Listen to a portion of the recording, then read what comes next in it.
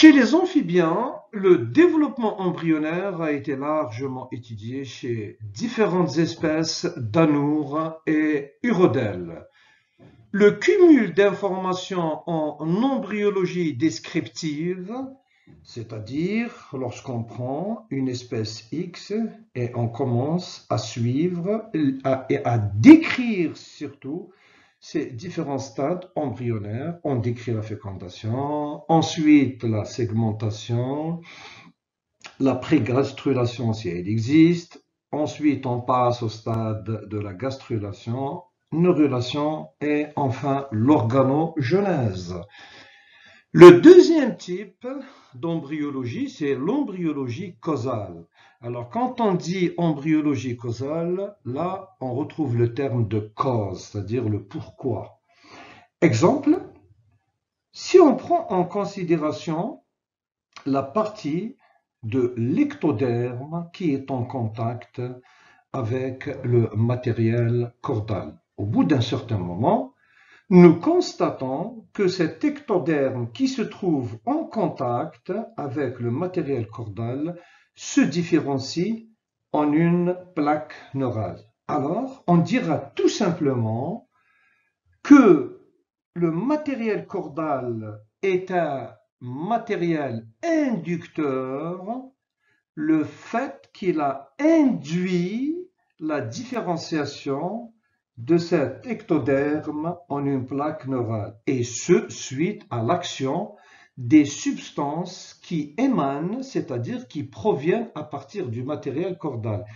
Et on dira que la partie de l'ectoderme qui a évolué en une plaque neurale, on dira tout simplement qu'elle est un territoire compétent. Pourquoi compétent? Parce que le fait qu'elle a répondu positivement à l'action des éléments qui émanent à partir du matériel caudal. Et enfin, nous avons l'embryologie moléculaire, c'est-à-dire qui s'intéresse à l'étude de l'ADN des cellules embryonnaires. Donc, l'ensemble de ces informations ont fait émerger une espèce d'amphibien dite Xenopus laevis, appelé communément le crapaud sud-africain, appelé encore le xénope, devenu priorisé dans tous les laboratoires de recherche fondamentale spécialisés dans le développement des amphibiens.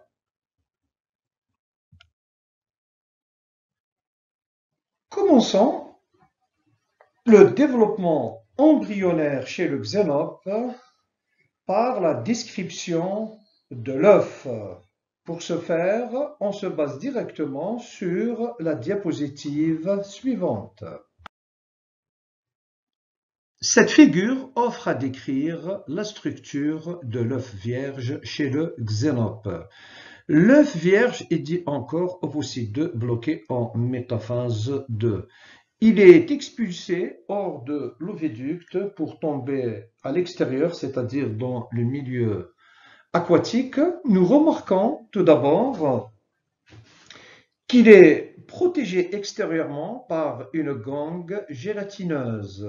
Juste après, en allant vers l'intérieur, se trouve la membrane vitéline dont les rôles sont pratiquement identiques à ceux de la zone pellucide.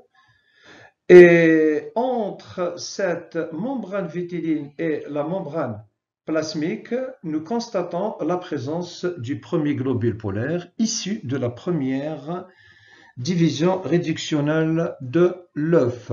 À l'intérieur de l'ovocyte 2, nous remarquons la présence du noyau qui est bloqué en métaphase 2 et qui se trouve toujours du côté du pôle animal.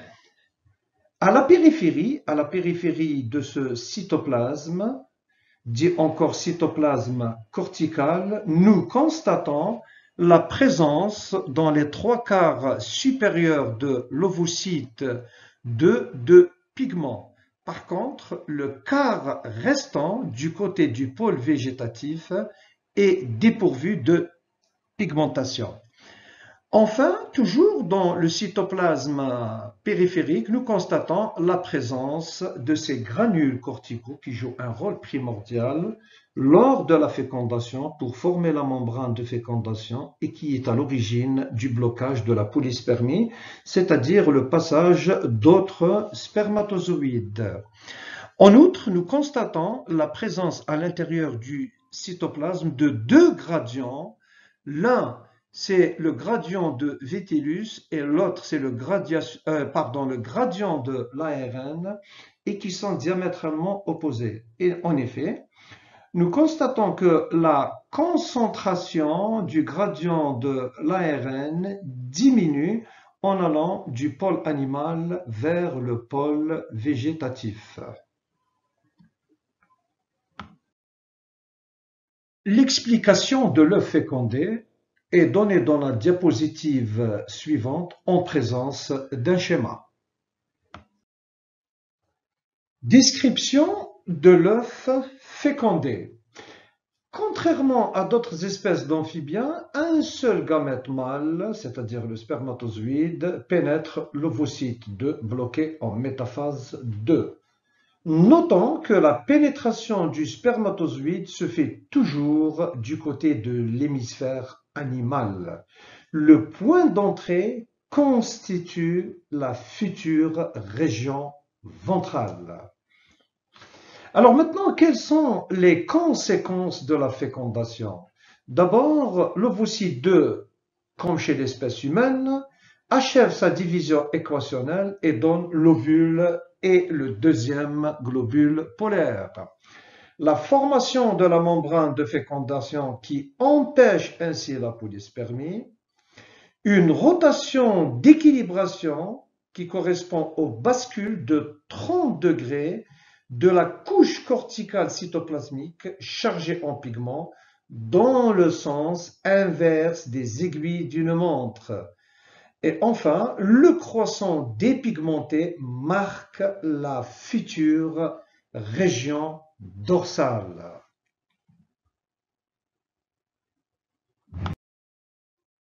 Les diapositives 7 et 8 sont expliquées à travers la diapositive 9.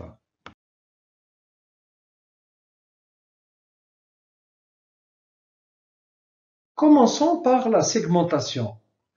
La segmentation chez le xénope se caractérise comme suit. On dit que la segmentation chez le xénope est totale, autrement dit holoblastique, qui veut dire que c'est la totalité du zygote qui se divise. Deuxième caractéristique, elle est inégale à partir du stade de 8 blastomères. En effet, on obtient 4 micromères du côté du pôle animal et 4 macromères du côté du pôle végétatif. On dit aussi qu'au stade de blastula se creuse dans l'hémisphère animal une cavité dite le blastocèle. Encore, la blastula, à l'issue de la 12e division, comporte 4096 cellules. C'est le stade de la transition blastulienne. La segmentation s'achève au bout de la 24e heure du développement. Enfin, au cours de la segmentation, les divisions se sont déroulées sous un volume global constant, c'est-à-dire la taille de la blastula égale taille du zygote. Autrement dit, la taille des cellules diminue à mesure que le zygote se segmente. En coupe méridienne, on peut mettre en évidence la présence du blastocèle qui se localise toujours du côté du pôle animal. Alors quand on parle de coupe méridienne, ceci veut dire tout simplement qu'en vue externe, vous avez une sphère et le plan de coupe passe obligatoirement par l'axe pôle animal, pôle végétatif.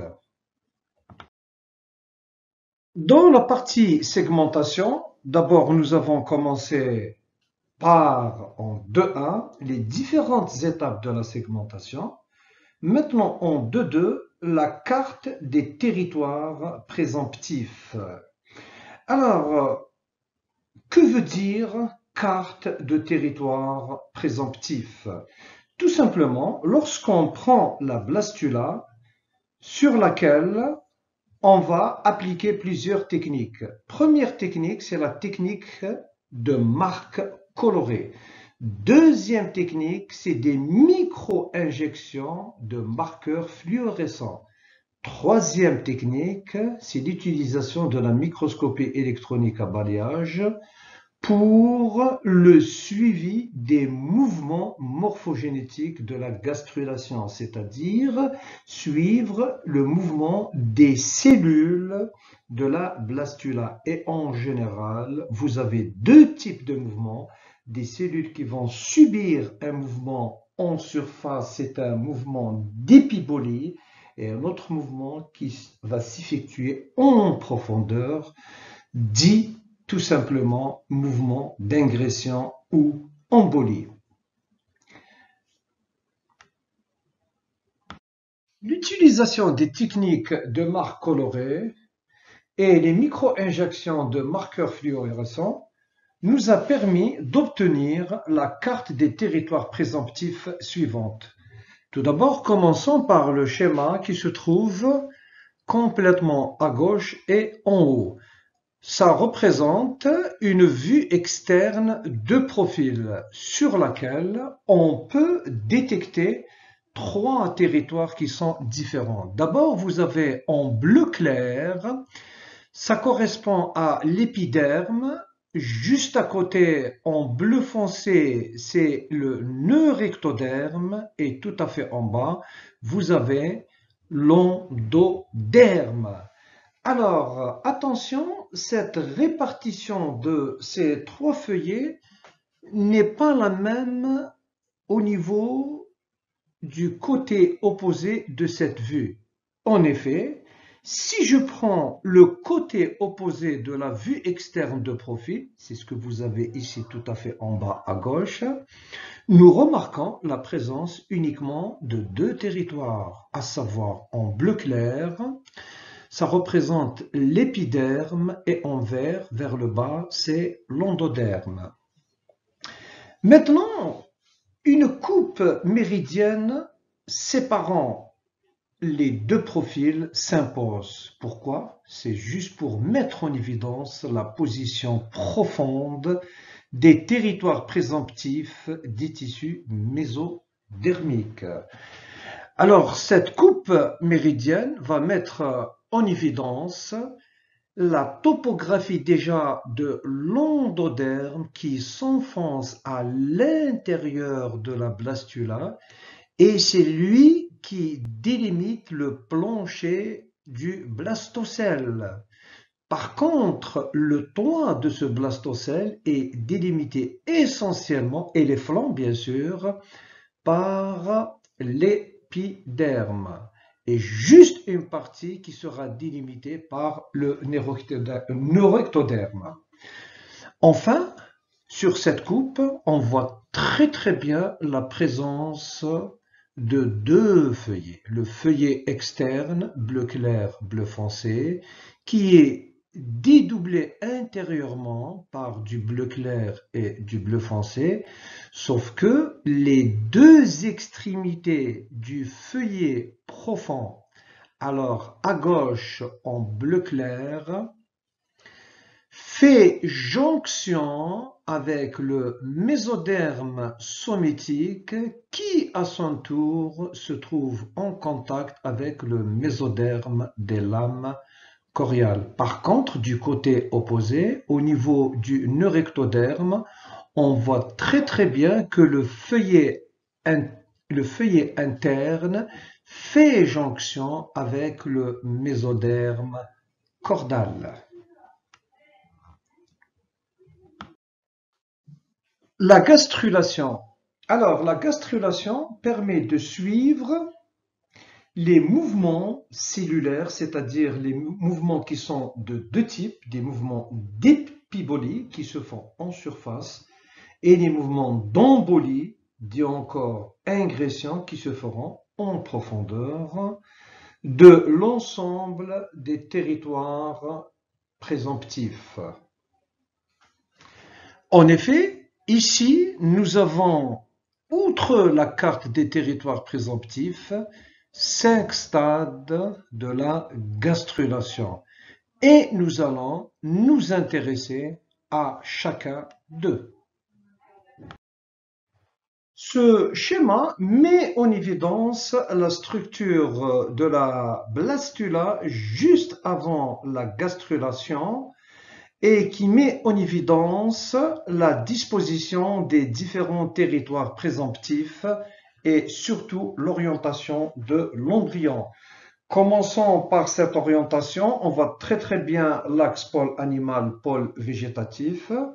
On voit aussi la région ventrale qui correspond au point de pénétration du spermatozoïde. Du côté opposé, nous remarquons la région dorsale. Du côté ventral aussi, on peut définir la ZMV et qui correspond à la zone marginale ventrale et du côté opposé, la ZMD qui correspond à la zone marginale dorsale. Tout à l'heure, on verra quels sont les rôles de ces deux zones. En outre, du côté animal de la blastula, on retrouve le blastocèle. Ce blastocèle, on remarque aussi que son plancher est délimité par l'endoderme et son toit délimité par la couche profonde de l'ectoderme et du neurectoderme. Cette coupe sagittale d'une jeune gastrula met en évidence la lèvre dorsale.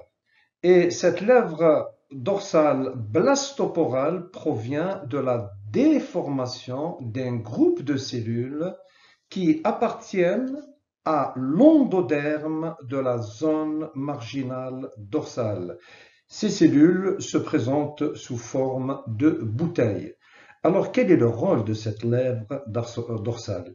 Eh bien, tout simplement, c'est elle qui va initier un mouvement d'invagination. C'est des mouvements d'embolie. Autrement dit, c'est des mouvements d'ingression qui vont permettre ainsi au mésoderme, de quel type? Le mésoderme précordal et le mésoderme cordal, et à l'endoderme de la couche superficielle de la ZMD de s'enfoncer en profondeur.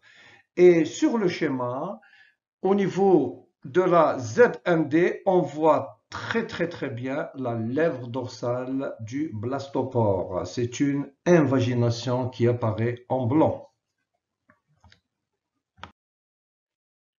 Cette coupe sagittale d'une jeune gastrula met en évidence quand même un stade avancé de la gastrulation par rapport au stade précédent. Donc tout à fait en haut, j'ai représenté une petite coupe sagittale qui correspond au stade précédent juste pour pouvoir faire la comparaison avec le stade actuel. Premier point, nous constatons que l'axe pôle animal pôle végétatif de l'embryon subit une légère rotation qui se fait toujours contre le sens des aiguilles d'une montre, si je le compare par rapport au schéma précédent. On le voit très bien. Deuxième point, au niveau du neurectoderme, regardez bien, le feuillet interne croît, c'est-à-dire sa taille qui augmente, et elle devient identique à celle du feuillet externe si je le compare par rapport au schéma précédent. On voit très bien dans le schéma précédent que quand même la longueur du feuillet interne du neurectoderme est inférieure à celle du feuillet externe. Troisième point, la presque totalité des mésodermes précordal et cordal a presque achevé son mouvement d'embolie, c'est-à-dire presque la totalité de ces deux types de mésodermes se retrouve à l'intérieur de l'embryon. Enfin, la lèvre dorsale continue sa croissance en profondeur si on la compare par rapport au schéma précédent pour former cette fois-ci l'ébauche de l'arc enterrant et l'encoche blastoporale. Au final, on dira que l'ectoderme, les mésodermes des lames latérales et le mésoderme sométique proches du pôle végétatif, c'est-à-dire du côté opposé, alors croissent, c'est-à-dire leur taille qui augmente, et cette croissance se fait toujours au détriment de l'endoderme, permettant ainsi leur rapprochement de l'encoche blastoporale, c'est-à-dire la ZMV se rapproche de la ZMD. Si je compare la distance qui les sépare par rapport au schéma précédent, nous constatons qu'elle diminue significativement. Cette coupe sagittale d'une gastrula met en évidence la mise en place de la lèvre blastoporale de la ZMV, qui est ventrale et qui initie le mouvement d'ingression du mésoderme des lames latérales. On le voit très bien sur cette coupe sagittale. Le premier point, d'abord, c'est le rapprochement de la ZMV de la ZMD. Et on voit très bien le rapprochement de la lèvre ventrale du blastopore de la lèvre dorsale du blastopore. Deuxième point, l'augmentation de la taille de l'arc enterrant qui se fait toujours au détriment du blastocèle. On voit aussi que le mésoderme précordal et le mésoderme cordal ont quasiment fini leur mouvement d'ingression, c'est-à-dire de pénétration en profondeur. Et enfin, le mésoderme des lames latérales, il est bien représenté sur le schéma qui a déjà initié son mouvement d'embolie grâce à la lèvre ventrale du blastopore. Cette coupe sagittale met en évidence un stade avancé de la gastrula. Et nous remarquons d'abord que l'axe pôle animal, pôle végétatif se déplace toujours contre les aiguilles d'une montre si on le compare par rapport au stade précédent. Ça, c'est le premier point. Et nous remarquons que lorsque les lèvres blastoporales, la ventrale et la dorsale se rapprochent et entrent en contact ventralement, automatiquement une zone d'endoderme sera internalisée, c'est-à-dire la formation du bouchon vitellin. On le voit très bien, qui est compris entre la lèvre dorsale blastoporale et la lèvre ventrale blastoporale. Et ici, nous remarquons sur ce schéma la disparition du blastocèle. Ça, c'est un point qui est très important.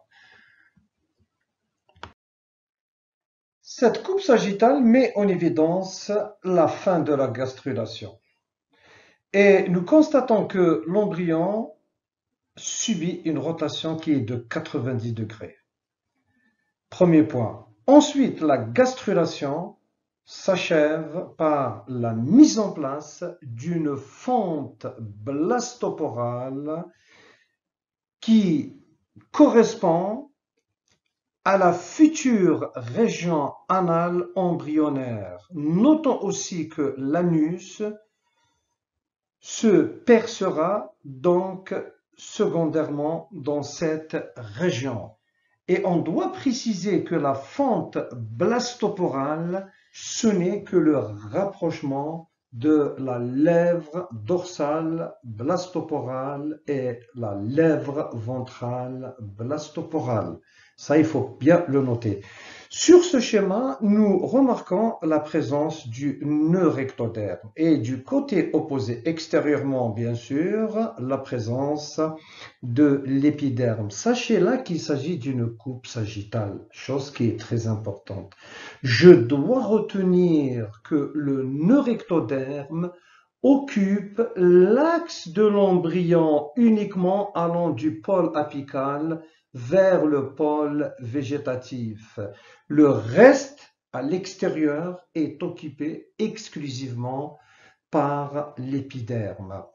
Et on dira qu'à mesure que les cellules de la zone marginale des deux lèvres blastoporales subissent un mouvement d'embolie, les cellules épidermiques du toit du blastocèle subissent à leur tour un mouvement de surface, dit mouvement d'épibolie, pour assurer le recouvrement total de l'embryon, à l'exception de l'axe qui existe entre le pôle apical et le pôle végétatif, qui sera occupé par le nœud rectoderme.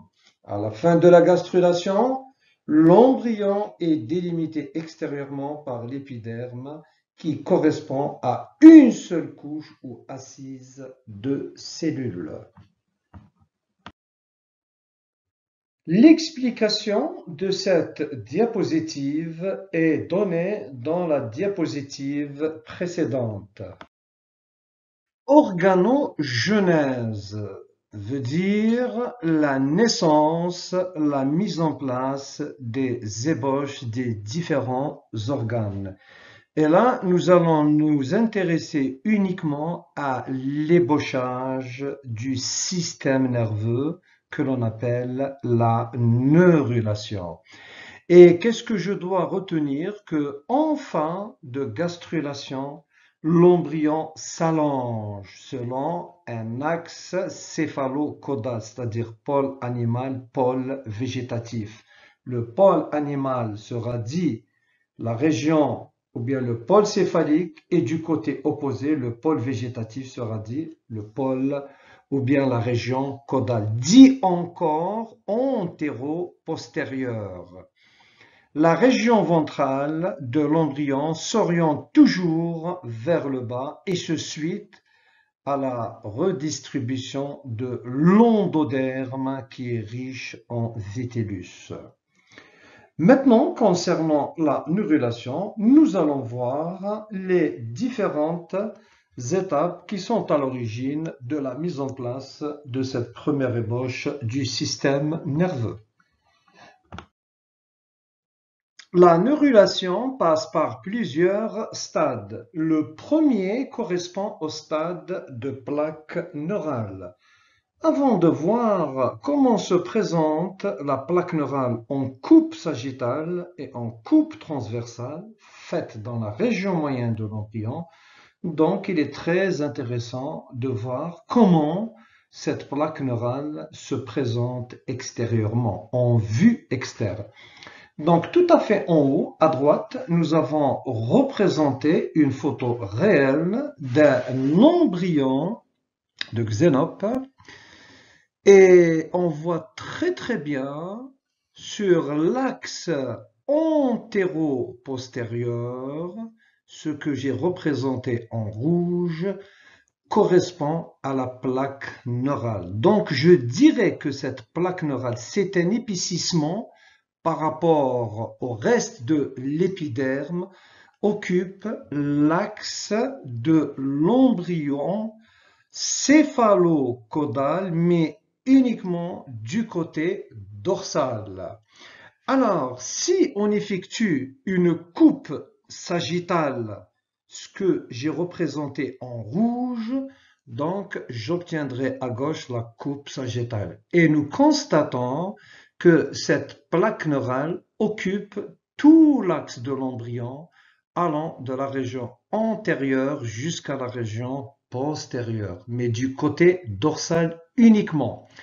Et en coupe transversale, si on effectue une coupe transversale dans la région moyenne de l'embryon, qui est toujours perpendiculaire à la coupe sagittale, ce que j'ai représenté en jaune, donc on voit très bien qu'au centre, vous avez une plaque neurale qui est bordée par des replis neurales. C'est quoi le repli neural? Tout simplement, cette plaque neurale, elle est bordée longitudinalement par des bourrelets, c'est des épaississements. Ces épaississements sont dits replis neuraux et ne sont visibles que sur une coupe transversale. Sur une coupe sagittale, impossible de les voir. Alors, on dira que la mise en place de la plaque neurale s'observe vers la 16e heure du développement embryonnaire. La plaque neurale est délimitée longitudinalement par des replis, appelés encore des bourrelets neuraux, et la plaque neurale se présente sous forme d'une raquette large dans la région antérieure et effilée, c'est-à-dire étroite dans la région postérieure de l'embryon. En vue dorsale d'un embryon du xénope, nous remarquons très bien la mise en place du stade gouttière neurale. Tout simplement, vers la 18e heure 30 minutes, la plaque neurale s'incurve en une gouttière neurale. Et cette gouttière est très saillante dans la région antérieure de l'embryon et elle est effilée dans la région moyenne et la région postérieure de l'embryon. Notons que en coupe transversale faite dans la région moyenne de l'embryon, nous constatons la mise en place de cette gouttière et les deux bords de cette gouttière qui ont tendance à se rapprocher forment quand même des bourrelets neuraux. Par contre, en coupe sagittale, c'est-à-dire qui va de l'axe antéro-postérieur, nous remarquons la présence de cette gouttière le long de la région dorsale de l'embryon, comme le montre la coupe sagittale à gauche. Et on dira que la plaque neurale s'incurve en une gouttière neurale vers la 18e heure et 30 minutes du développement embryonnaire. C'est le même schéma que celui de tout à l'heure, mais un fort grossissement. On voit très bien la neurula au stade de gouttière neurale. On voit bien la région dorsale de l'embryon, dans laquelle nous avons représenté la région céphalique qui présente une gouttière neurale avec des bords très saillants. Par contre, la région troncale, dite encore la région moyenne, et la région caudale, ici, la gouttière neurale quand même devient effilée. La dernière étape de la neurulation correspond au stade de tube neural. Alors, à quoi correspond le tube neural? Eh bien, tout simplement, les deux bords de la gouttière neurale se rapprochent et finissent finalement par fusionner d'abord dans la région troncale de l'embryon du côté dorsal et ce processus de soudure des deux bords de la gouttière neurale se continue vers la région céphalique et vers la région caudale. Au final, on obtient un tube neural et juste au-dessus, normalement, on va retrouver l'épiderme et ce tube neural en coupe sagittale offre à décrire trois parties bien distinctes. Dans la région céphalique, nous avons une partie qui est dilatée et qui correspond à la vésicule cérébrale. Dans la partie moyenne de l'embryon, nous retrouvons le tube neural et dans son extrémité caudale, on retrouve le canal neuroentérique.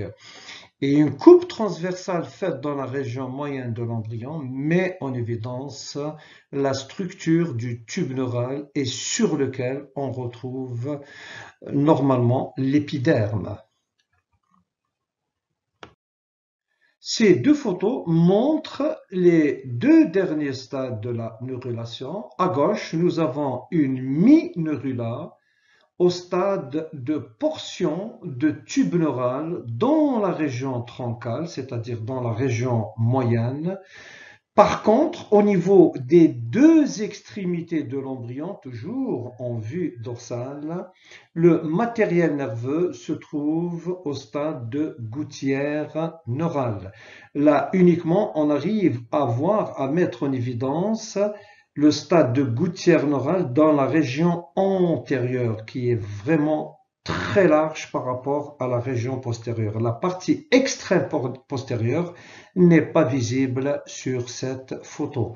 La photo qui se trouve à droite, c'est une neurula âgée au stade de tube neural, c'est-à-dire que les deux bords de la gouttière neurale se sont soudés le long de l'axe dorsal de l'embryon entéro-caudal. Alors, s'il y a eu donc soudure des deux bords, a fait que l'épiderme rétablit sa continuité en surface et juste en dessous, nous avons un tube neural qui est dilaté dans sa région antérieure et la dilatation, on la voit très très bien, et qui constitue un tube dans la région moyenne.